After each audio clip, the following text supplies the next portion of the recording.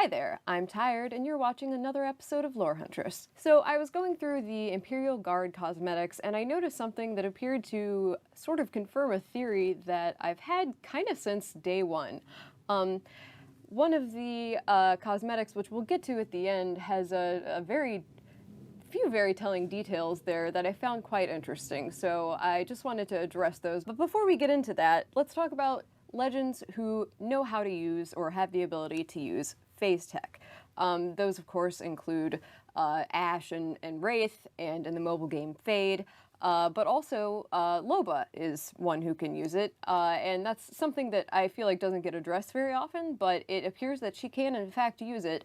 In her episode of Stories from the Outlands, Legacy of a Thief, she can be seen breaking into a vault, and after stealing a few Easter eggs, including like what appears to be an Ashe mask, she later breaks into a very secure vault. And you'll notice that until this happens, she's not teleporting anywhere. She breaks into this vault and finds this interesting little looking circular disc and steals it, and the moment she steals it, these guards show up, and all of a sudden, poof, she's teleporting.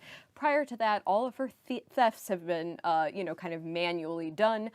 There's no real black market or anything like that, and you'll notice, again, when she throws her bracelet, there's a little, line of blue energy, very similar to Ashe or Wraith when they go zipping, across the field through the void. Now, I'm not saying that Loba can go directly into the void necessarily. What I suspect is that she has a prototype of some tech from Titanfall 2. It appears that she can just transfer from, one space to another. She's not necessarily going between dimensions or going through time like Fade, who can, rewind it. Nothing like that. But it seems like she's got a kind of rudimentary prototype of what would have been technology that was likely had a good, likely a good deal of it was destroyed on Typhon at the end of Titanfall 2. Now, if you're not a Titanfall 2 fan, here's just a quick recap. Near the very end of it, the protagonist, Jack Cooper, goes to this very secretive IMC base on the planet Typhon. Now, the whole planet is an IMC research facility, and it specifically hosts the Ares division, which is an sort of alien archaeology research division that really is the sort of DARPA but alien tech of the Outlands. And as you get there, the whole point is you're trying to get this armband, right, that has this, interesting ability. You finally get a hold of it, and you realize that it can affect the flow of time. The level, which is called Effect and Cause, is one of my favorites, probably my favorite level in all of Titanfall 2, and you spend the whole level basically with these scientists in this, these unsuspecting scientists in this facility by going back and forth between time. You can access different areas because maybe, in the present day things are kind of destroyed, so you get to rewind time back a little bit and go back to before the scientists evacuated. It appears that the item that Loba stole was one that was very similar or nearly identical to the little circular device that is attached to your wrist in Titanfall 2 that allows Jack Cooper to manipulate time in that section of the game. So Revenant's default finisher is a great one, and this was one of the first things, it probably was the first thing that piqued my interest and sort of gave me this theory that Revenant can use phase tech. He, as I'm sure so many of you have experienced, he will come up to your downed legend and shush himself, or shush you, and then he disappears into the ether, but there's this trail of orange light, it disappears, and then he reappears behind you, and you're toasted. He rips your face off, I guess? I don't know. It's kind of unclear, but anyway, that's the end of you. And the question I've got is, where does he go between shh and your face has been ripped off? Presumably the void, because the thing about Respawn is there really isn't this because magic sort of explanation. There's not really anyone who has abilities that can't be explained by technology, at least within the laws of, the Apex and Titanfall universe. So there's always a reason for something. Frankly, the thing that makes the least sense is Maggie being sentenced to death in the games. Either she has a 100% win rate or something else is going on there, but I digress. The finisher is something that hasn't really been elaborated on, but I've always wondered what that meant. Revenant's ultimate ability, the Death Totem, works somewhat like his finisher in that it also leaves a trail of orange light when you are transported from point A to point B. And again, the question is, where are you during that time? You're not just, again, it's never just something that's going to be magic or whatever, we don't know. Presumably, you're in the void, or something similar to it. Revenant's technology, however, is primitive. He was the first simulacrum. It took 20 years for him to be functional, and those were presumably agonizing years. We've seen Ash's transition to just a simulacrum, and she volunteered for it. This was before her, ego-splitting incident, and it was torturous just for those, that short amount of time. Revenant suffered through 20 years of that before having to suffer through, 300 years as a, IMC lapdog. He's had it pretty rough, and it would make sense that his respawning is painful, and Loba or Wraith or, Ash have more recent technology that isn't going to cause them a great amount of pain. So it kind of explains why he's kind of so bitter about that. It seems like it's a very unpleasant experience for him, and I would assume that that's because he's such an early kind of creation in the history of Apex Legends. Now, it's unclear why the other characters wouldn't negatively be affected by that, but I also have some theories on how that may work in terms of not, being tortured by all of their deaths in the ring the way that Revenant's been tortured by all of his deaths, basically. But moving on. We've seen it mentioned several times by several legends. For instance, in Mad Maggie's Instagram e-zine, she mentions hope. Revenant has also mentioned it. I want to say in one of the comics, I believe he says, "I hate hope." Now, clearly they're referencing hope as a concept, right? But there's also a reference to hope in Titanfall 2. And this is also in the Effect and Cause chapter. In the Effect and Cause chapter, there are collectibles that are not in any other part of Titanfall 2. Instead of the traditional pilot's helmets, which you do find in that level, there are additional audio logs. They're left over on Typhon by the Ares scientists. Some of them have evacuated, but it appears that most of them have been left behind, and they're not too happy about it. One of those who is left behind is Dr. Jefferson Boyle, and he frequently mentions hope. On a lighter note, I think I found a way to upload these logs to what's left of the IMC network here. Maybe someone's monitoring. Here's to hope. And in all of the audio logs subtitles, hope is written with a capital H.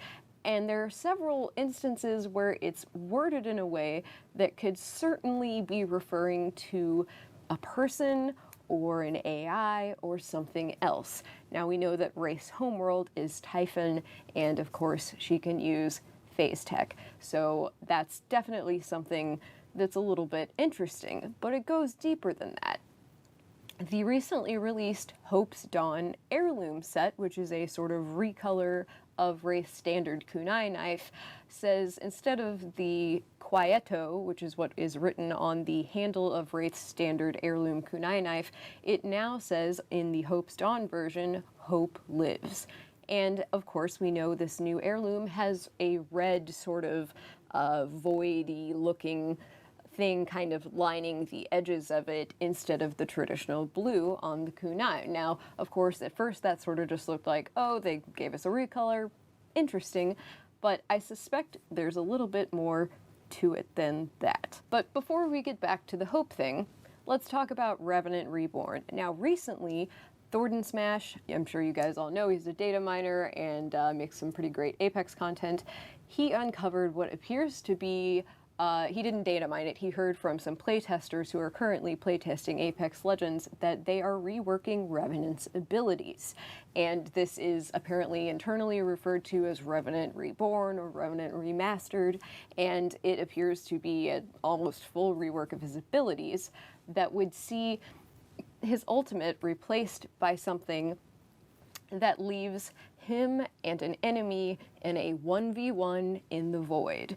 So sort of like Fade's ability to sort of throw everyone into the void, but this seems to be just a 1v1. But it's quite interesting that that's an ability, because even if that's something that they're not actually going to put into the game, the fact that they're testing an ability in which Revenant is using the void of his own volition without help from Wraith or Ash or anyone else kind of proves my point. It seems like he actually can use the void. So back to Hope. We also know that Hope is Wraith's middle name, right?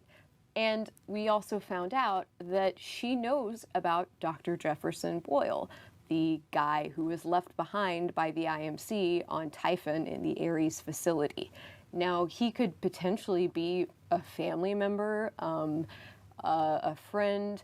It's not really clear if she worked on Typhon at some point or if she was just born there, because it was an IMC research outpost. You weren't really born there. It appears that there's no civilian presence there when you go there in Titanfall 2. So it's very likely that she either worked there or was a, child of someone who did. And if that's the case, maybe her parents named some sort of failsafe or something Hope, or maybe it really was a reference to her in Dr. Boyle's messages. Maybe she was directly involved with that, but based on her age, I'm not quite sure that would have lined up, but, we'll see. Still, it's pretty interesting that her simulacrum-themed skin from, I believe it was Season 4, is called the Perfect Soldier. It seems certainly like all of these experiments, what was done to Revenant, what Ash had done, Wraith's experiment, all of these took place on Solace. All of these included, face tech, so did Fade's simulacrum suit. So these things all certainly seem related in one way or another, and I definitely think there is some sort of connection between Wraith, Ash, and Revenants and their abilities. So my final piece of evidence here is kind of the cherry atop the little sundae that really made my day when I saw it. Revenant receives in the Imperial Guard collection event, the premium cosmetics. One of the banner frames for Revenant is called Ancient Portal. And of course, what does it show? It shows these sort of magic, like candles, not actual magic necessarily, but so it sort of gives you the sense of like a seance or some sort of ritual. And in the background is a giant portal, and it's orange. The same shade of orange as Wraith's new knife recolor, and the same shade of orange as Revenant's odd sort of void energy. So I feel like that almost proves beyond a shadow of a doubt that Revenant certainly has the ability to manipulate the void in some way, or potentially is, connected to some sort of tech or alien or something that can. So what does this mean? What is Revenant exactly? Well, it's unclear, but as I said before, Ares dealt in alien technology and archaeology, and another interesting detail from the audio logs found on Typhon is another audio log. I believe this one was not one of Dr. Boyle's, but it was another audio log from a scientist who was criticizing General Martyr, who was overseeing the research done by the Ares division on Typhon, saying that they did not believe that the ARC tool, which was another huge part of the plot of Titanfall 2, and was alien tech, the scientists said they didn't believe that the ARC tool was meant for destruction. Of course, it was going to be used to destroy a planet, and in the end, that's what happened, except it was the good guys who did it. They destroyed Typhon. But the scientist does not seem to think that it's meant to be used for anything nefarious, necessarily. And that sort of leads to the conclusion that, what else would this alien tech be for? Well, it could be for terraforming, it could be for whatever, but it, of course, could be for travel. And if these are extra dimensional beings or something, who knows? Perhaps they've gone off to another dimension. We know that the Syndicate and the IMC and Hammond are aware of I believe they call it the Beta Dimension, I call it the Shadowverse, where Revenant is king. So the implications are sort of out there and nebulous, but they're definitely interesting. So what do you guys think? Do you think Revenant can manipulate the Void? Do you think he's just full of some sort of mysterious magic, or do you think it's a little more hard sci-fi? Tell me what you think in the comments, and I will see you guys next time. Bye-bye.